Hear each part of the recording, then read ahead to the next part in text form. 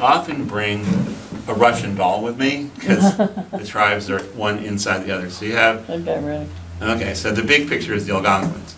And then within the Algonquins, you have Eastern Algonquins and Western.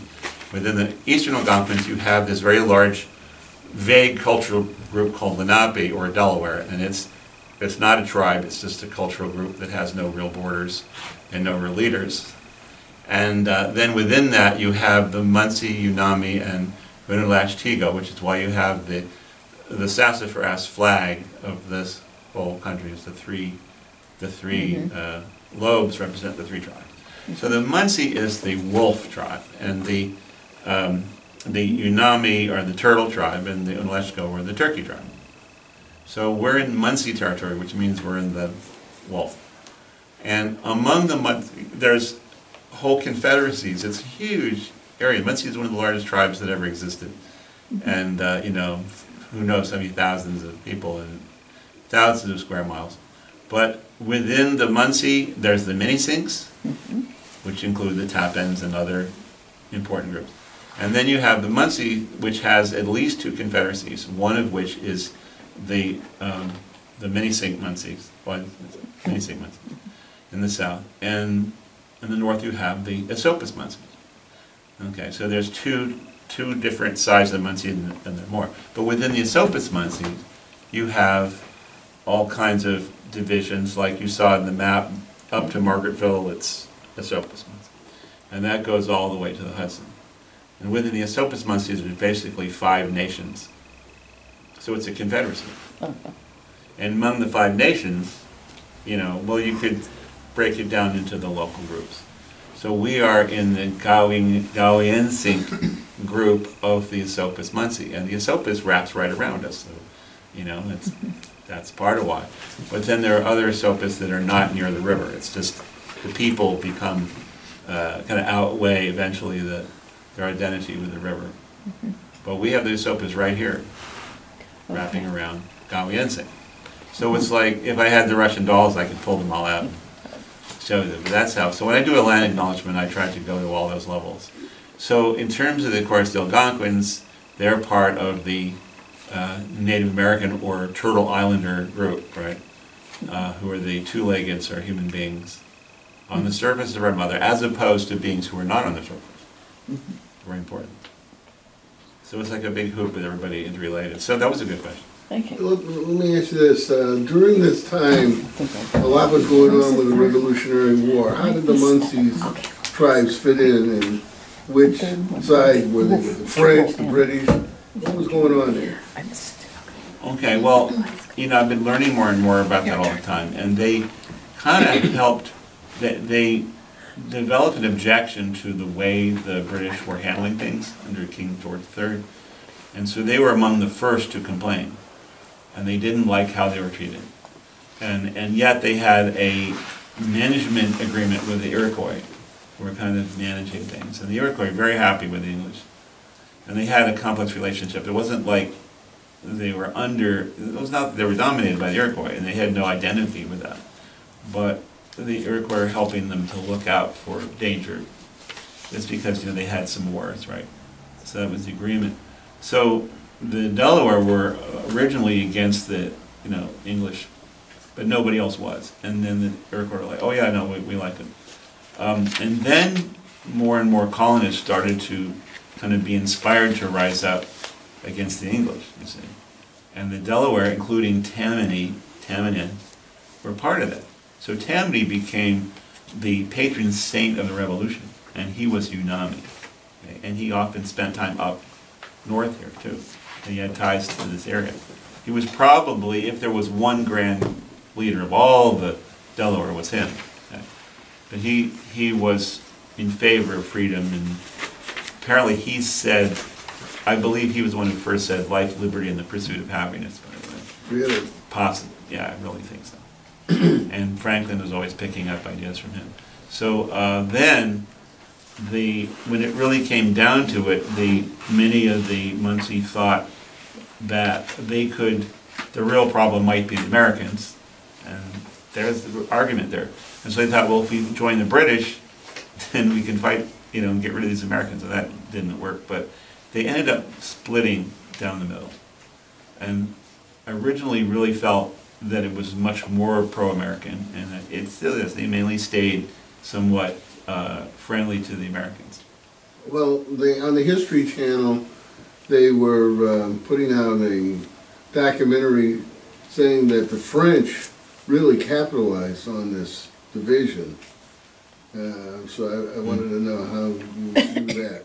All this has escaped our history books, of course. Oh, yes. Well, I think both the French and the English capitalized on the division in a big way. And the French really split from the Iroquois. They had no friendships after a while. So whatever they're doing to split, it would be... well, the French hated the British at that time. Right, and the Iroquois were cemented to the British. So they were through William Johnson. So yeah, it's true in a way. But I mean, there's more to it. It wasn't like one day they just decided, well, right. We'll screw with the Indians. But always economics, you know. But the one reason, very simply, why the Haudenosaunee didn't ever like the French is because when Champlain came up, he was showing off to the Algonquins, and he decided, he met the Algonquins first. He said, well, I'm going to show you I'm very powerful. And so he brought out guns, and he killed all their enemies, the Iroquois, who were right there. And of course, then they became more, antagonistic. And eventually got their own guns and were particularly hostile for that group. So Champlain, I think, made a diplomatic error trying to be nice to his Algonquins. The Iroquois never forgot him. So that's the way diplomacy is. These things will affect others down the road. Mm-hmm. So yeah, so the French were, Champlain unwittingly split the Iroquois and the Algonquins. And in terms of French in terms of American versus English, that's all part of that. The French were friendly, except there was a certain point in late French and Indian War, right before the Revolution, where the French stopped being able to deliver on their promises. And that's something that the Munsee don't like. You say you're going to do something, you got to do it. And the French stopped doing that, and so they lost some of their interest in the French. There's also a lot of reading, they had like exchange programs because obviously they have to be able to speak to each other, different languages. Mm-hmm. And there were some outstanding individuals on that. Oh, on a show, you mean? What is it? You're talking about... that went to England and learned English so that they could, get back and forth. Yeah.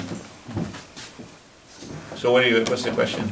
But no, did you come across some of these individuals in your research that, what we're doing, I guess, they were translators. Oh, absolutely. Yeah, right in our own area. I've been learning about, I just did a speech 2 days ago on Thomas Chambers, and he gets more interesting all the time. And there's stuff going on with him and the natives that even historians are just finding out about or missed. And he was a translator in several languages. He knew Mohawk and Munsee really well, and English, and possibly Dutch, actually, and absolutely Dutch, and then maybe French. And he was quite talented linguistically, and now I'm finding Gaelic showing up. And he was the only one in the colonies. There was one other person that had any shot at speaking Gaelic, and it's unlikely, but he spoke Gaelic too, and apparently taught some Indians Gaelic. So they were all teaching each other language. But that's one case. But there's lots and lots of cases. There were a number of translators who would be successful in trade because of their ability to translate. So you see translators throughout the records I've been reading, like Donahue for Pennsylvania, and Pointer and Grumet and all these people go into a lot of detail. And there's a lot of translators. Well, I think you're a great source of knowledge, and I really enjoyed your talk. Oh, thank you. Thank you. It was, a lot of linguistics and stuff, but I think fun linguistics, right? I mean, some word games, you know, some surprises, even for me, as I found a few things. So yeah, this is some very new material for me, and that was kind of what you know, when you and I were talking, Bill, many months ago, I was saying, you know, I got this idea for a talk, but I'm going to need to, part of the idea of the talk is to come up with a lot of new, fresh stuff that nobody has. Well, I hope that my videotaping comes out good and we put it on YouTube. And I mean, this place, I mean, when you think about what you study in college as opposed to what the real facts are, it's just mind-boggling. Right. It really is. It's just like it never existed. All I knew, well, Daniel Boone and Davy Crockett, you know. Boone, yeah. Right. Well, I kind of like Davy Crockett.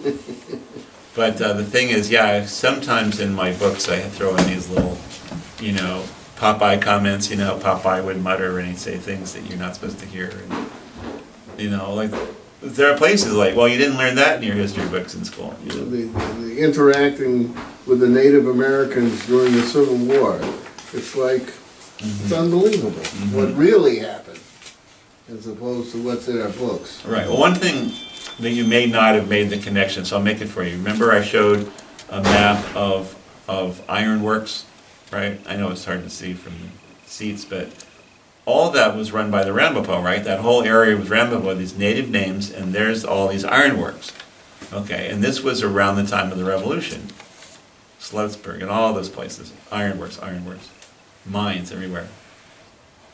You ever think, where did the American soldiers and generals get all that iron for all that stuff they were using against the British? It all came from those mines in Ramapo. The cannon. The cannons. The chain across the Hudson. The chain across the Hudson was mined right there where I showed you. Unbelievable. In Ramapo named villages with, now you know, was it Potat? I forgot already. Potat. You know, it's a village right next to a mine. And Ford built a plant there, which turned out to be very badly managed, by the way. And there's been a lot of problems with pollution from that. But yeah, Ford really goes along with that, and Ford actually is involved in Jaguar too.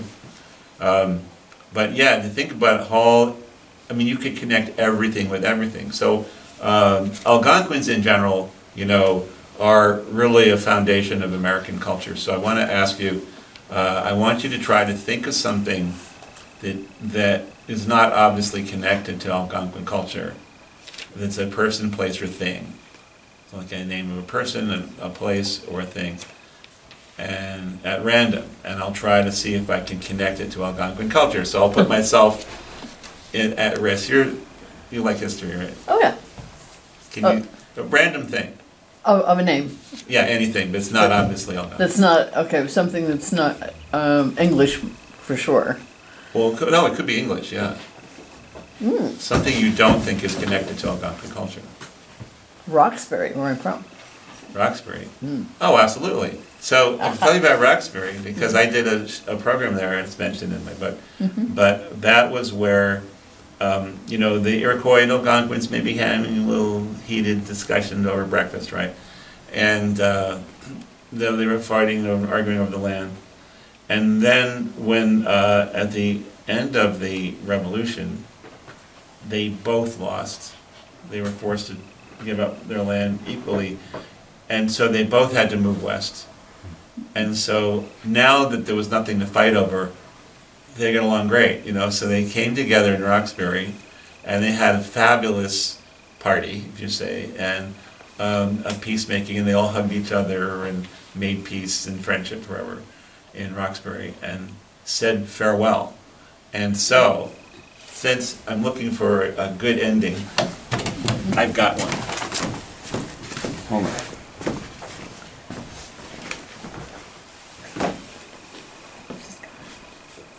So again, our topic is Munsee language. So in this book, which is Native New Yorkers, I have what's a poem, but it's more like an oration. And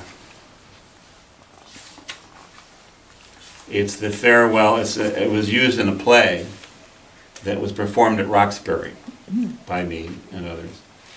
And it's right in this book, Native New Yorkers.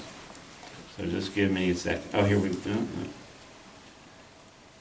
This is part of the randomness of it all. Hold on. So this is in the Munsee language, and talking about, you know, describing what they would have said to say farewell to the Mohawks. And it's in Munsee. So here we go. Ready for this? Lots of drama, right? Everybody's crying, you know. You and I are like water. Ni woki aliniquat umpi. You and I are like water. Ni woki aliniquat umpi. Kus chupik te kenuk. Absunal chupik ni wakchup. The pines are rooted in our forests, and the stones are rooted in our mountains, and our corn is rooted in our soil. Hasquesim chupik ni haki. Is ni woki. Ni woki. But you and I, we're like water. Gilinu mat chupik haki. We have no earthly roots anymore. Wok akchin mesachwi. And we must keep moving. Ejajan. Wherever you go. Hey, Jajan. Mam Shali, remember me, Mam Shali. Ni woki, aliniquadumpi. You and I are like water. Ni woki, aliniquadumpi, aliniquad sipush. Our lives like tiny streams, mesakwe, running downhill. Mogawa gichitur. No one knows where we'll end up. Leo, tell me. Leo. Delhi Chanindawogan. What's the difference between you and me and the water? Ikni woki wokampi? Mohwa. Nothing. Mohwa. Luwe wak achinan. They say that we must leave. Achinan an wule haki. That we must leave this sacred land. Al peptilan, like a shower of rain. Pimukweyu wachuk, piechuk. We are turned from these mountains by changing winds, and it cannot return. It cannot return. Mo mamshil. Mamshali. Mamshali. Ni woki chaninsipu. You and I are from different rivers. They're speaking to the Mohawk. Is uchichan geluna liniquat, that inside we are the same. Our hearts split like wood, kitena pachatakan, and we cut our hair in mourning. Itchum and milak, hiluna pomsi, ane metalen. We walk a humble path. Iskis que macha peak. But this is the hardest day of all. Delian, where will we go? Delian. Ni woki mocha wigwam. You and I, we have no home. Ejajan.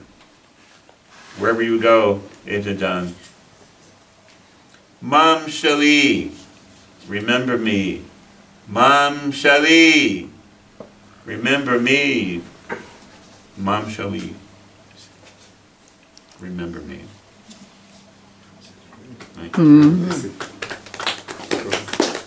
When did you present that play in Roxbury? And Long time ago? Before you were born. Oh, that's a long time ago. I think it was 1998. Oh, you flatter. No. Well, it was long ago. 97, somewhere in there. But yeah, I was asked, requested I write, poetry and orations and stuff to recreate this, and that's what I did. And so, you can hear it's like a monologue, right? So, Very good. And that was published in 2001, I think. 2001. And this is a reprint, so it's been a while. Anyway, so I think that's a appropriate note, because of course I'm asking you to remember the Munsee, who were this terrific, this great, huge, and very creative.